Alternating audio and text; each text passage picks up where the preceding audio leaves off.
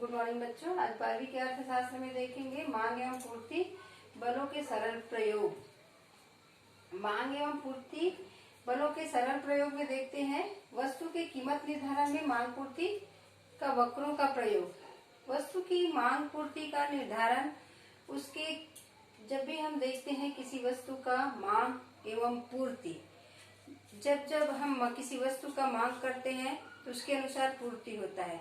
बाजार में जब कोई वस्तु खरीदने जाते हैं और बेचने वाला बेचने को तैयार होता है, जिस कीमत पर वो खरीदना चाहता है, जिस कीमत पर वो देने के लिए तैयार होते हैं, दोनों के संतुलन की स्थिति में ही वह वस्तु का कीमत निर्धारण होता है। जब हम जिस कीमत पर हम लेना चाहते हैं और जिस कीमत पर वो बेचने के लिए तैयार है, दोनों की वहाँ पर रजामंदी जरूरी है और तभी वहाँ पर मूल्य सामान्य होता है और वहीं पर हम खरीदना चाहते हैं और वही मूल्य तय होता है, निश्चित होता है, तभी एक बेचने वाला बेचेगा और एक खरीदने वाला खरीदता है। तो वस्तु की कीमत निर्धारण में मांग पूर्ति वक्रों का प्रयोग यहाँ पर देखेंगे। वस्तु की मांग हम एक उपभोक्ता करते हैं और उस वस्तु की उपयोगिता को देखते हुए उस वस्तु की वो मांग करता है और वस्तु की उपयोगिता के अनुसार वो वस्तु कम कीमत में अधिक वस्तु की मांग और अधिक कीमत पर कम वस्तु की मांग किया जाता है। एक क्रेता द्वारा जब वस्तु का मांग करते हैं, वस्तु की उपयोगिता होती है इसीलिए उस वस्तु की वो मांग करता है। तो वस्तु की मांग वो अगर अधिक कीमत हो तो वस्तु की कम मांग होती है और कीमत कम होने पर वस्तु की अधिक मांग होती है। तो ये है वस्तु की मांग। दूसरा है वस्तु की पूर्ति। वस्तु की पूर्ति भी एक विक्रेता द्वारा अपने वस्तु को बेचता है। अपनी वस्तु को बेचकर वो लाभ अर्जित करना चाहता है और वो वस्तु एक अधिक कीमत अगर उसको मिले तो पूर्ति को अधिक करता है और कम कीमत मिलने पर पूर्ति को कम कर देता है। तो जब उसको संतुष्ट होता है तभी वो अपनी वस्तु को एक कीमत पर बेचता है।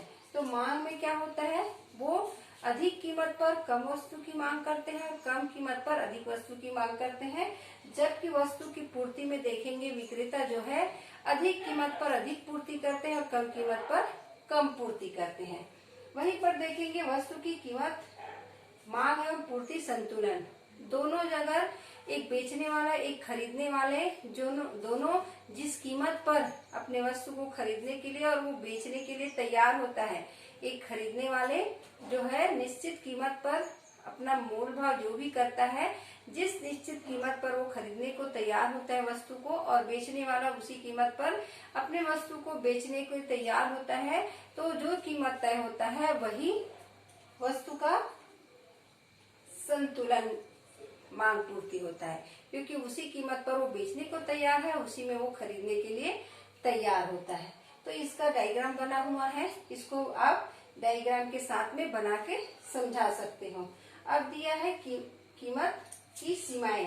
कीमत की सीमाएं दिया है, देखिए इसमें दिया है कीमत उच्चतम सीमा और कीमत न्यूनतम सीमा।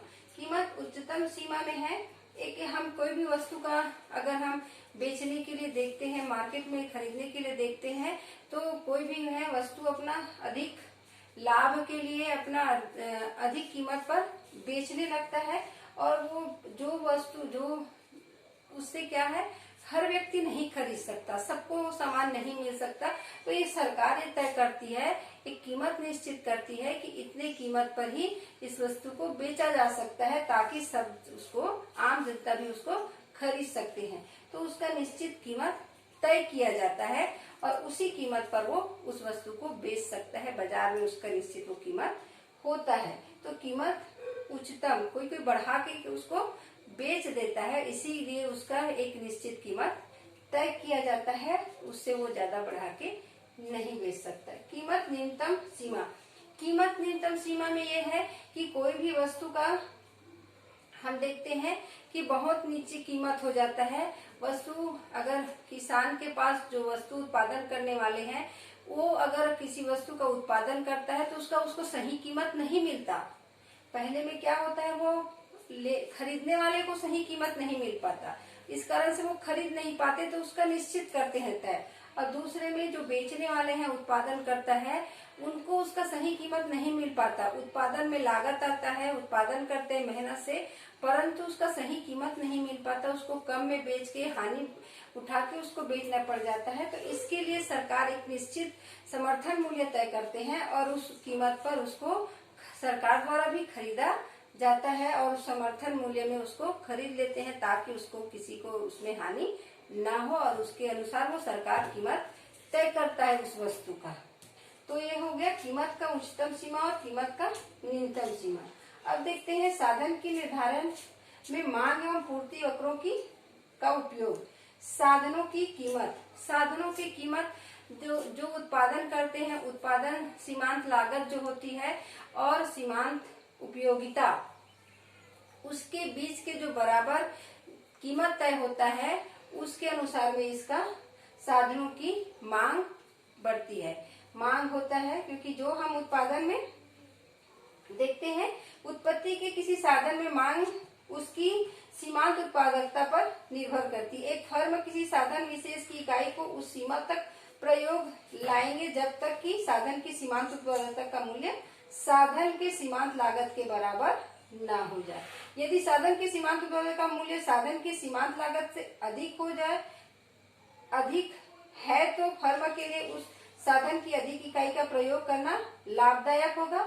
जब तक साधन की सीमांत उत्पादकता साधन की सीमांत लागत के बराबर नहीं हो जाती, तब तक फर्म उस साधन की इकाइयों का प्रयोग करती जाएगी। कोई भी फर्म किसी साधन की उसकी सीमांत उत्पादकता से अधिक मूल्य नहीं देगी। इस प्रकार साधन की सीमांत उत्पादकता उसकी कीमत की अधिकतम सीमा का निर्धारण करती है।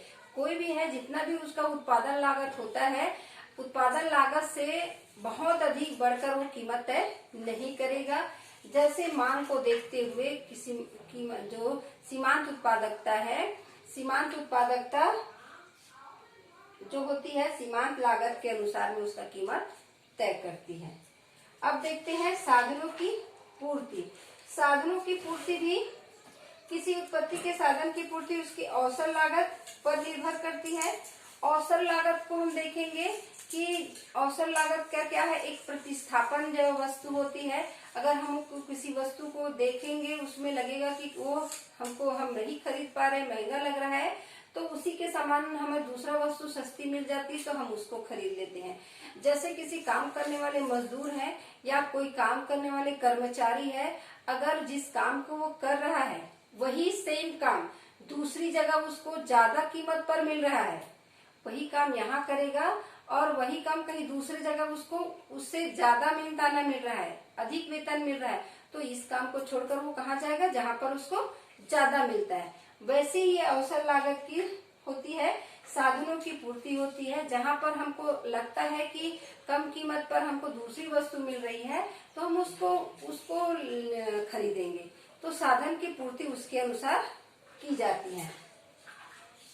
तो इसके अनुसार यहाँ पर कीमत तय, मांग तय होता है, कीमत तय होता है। साधन के मूल्य का निर्धारण मांग पक्ष और पूर्ति पक्ष दोनों को देखते हुए, दोनों की मर्जी के अनुसार वो बेचना चाहे खरीदना चाहे, जिस स्थान पर दोनों के मूल्य तय होते हैं वहीं पर ये साधन का मूल्य निर्धारण तय होता है। बेचने वाले और खरीदने वाले, मांग और पूर्ति जहाँ पर साम्य होता है वहीं पर साधन का मूल्य का निर्धारण होता है। क्योंकि ये जो है साधन की मांग हम देखे हैं कि वहाँ पर सीमांत उपभोक्ता लाभ और सीमांत उत्पादकता दोनों में अंतर में यहाँ पर मांग होता है, उसके अनुसार हम और अधिक उसमें नहीं बढ़ा सकते कीमत। वहीं पूर्ति का है देखेंगे, पूर्ति को बढ़ाते हुए हम पूर्ति जिस हिसाब से हम कर रहे हैं उसमें देखेंगे कि उत्पत्ति की किसी साधन की पूर्ति उसकी अवसर लागत पर निर्भर करती है।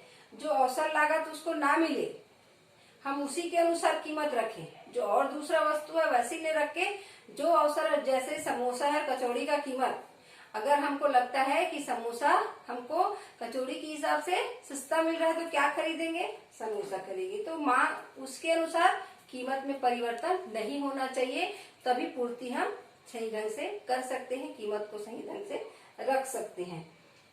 अब देखते हैं साधन का मूल्य उस बिंदु पर निर्धारित होता है जहाँ पर उस साधन की मांग एवं पूर्ति बराबर होती है। इसके साधन का संतुलन मूल्य कहा जाता है, क्योंकि इसमें सारणी में दिया हुआ है।